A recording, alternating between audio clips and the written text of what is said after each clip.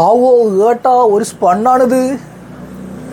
ചെറിയ ലാഭത്തിന് വേണ്ടി സ്പൺ ഫിൽറ്റർ നിങ്ങൾ കഴുകി ഉപയോഗിക്കാറുണ്ടോ? അതിൻ്റെ നഷ്ടം എത്രയാണെന്ന് നമുക്ക് നോക്കിയാലോ. വാട്ടർ പ്യൂരിഫയർ ഉപയോഗിക്കുന്നവർക്കറിയാം അതിൻ്റെ ഒരു കൃത്യമായ ഇടവേളകളിൽ അതിൻ്റെ ഒരു സ്പൺ ഫിൽറ്റർ മാറ്റി ഉപയോഗിക്കണം എന്നുള്ളത്. എന്നാലും ചില ആളുകൾ അതിന് പകരമായിട്ട് ആ ഉപയോഗിച്ച സ്പണ്ണിനെ തന്നെ വീണ്ടും കഴുകി യൂസ് ചെയ്യാറുണ്ട്.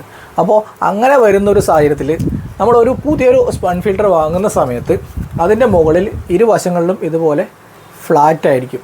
നമ്മൾ അതിനെ ഒരു തവണ യൂസ് ചെയ്ത് കഴിയുമ്പോൾ അതിൻ്റെ മുകളിൽ ഇതുപോലെ ഒരു കട്ടിങ്, അതായത് ഒരു പ്രസ് ചെയ്ത ഒരു അടയാളം വരാറുണ്ട്.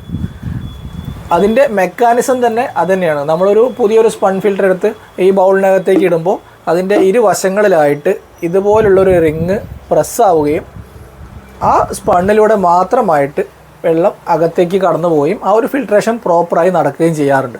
അപ്പോൾ ഇതിനെ നമ്മൾ ഒന്നിൽ കൂടുതൽ തവണ കഴുകി യൂസ് ചെയ്യുമ്പോൾ ആ സ്പണ്ണിൽ ഇത്രയും ഒരു ഡീപ്പായിട്ടുള്ള ഒരു കട്ടിങ് വരികയും ആ ഗ്യാപ്പിലൂടെ വെള്ളം പാസ് ചെയ്ത് അകത്ത് ഇൻലൈൻ ഫിൽറ്ററിലേക്ക് വന്ന് അടയുകയും ചെയ്യുന്നുണ്ട്. അപ്പോൾ നമ്മൾ ചെറിയൊരു ലാഭത്തിനാണിത് ചെയ്യുന്നതെങ്കിലും അതിന് 4 ഇരട്ടിയായിട്ട് നമ്മൾ ഉള്ളിലെ ഫിൽറ്റർ മാറ്റുമ്പോൾ നമുക്ക് എക്സ്പെൻസ് വരുന്നുണ്ട്. അതുകൊണ്ട് കൃത്യമായ ഇടവേളകളിൽ സ്പൺ ഫിൽറ്റർ മാറ്റി ഉപയോഗിക്കുക. മറ്റൊരു വീഡിയോയുമായിട്ട് വീണ്ടും കാണാം. താങ്ക്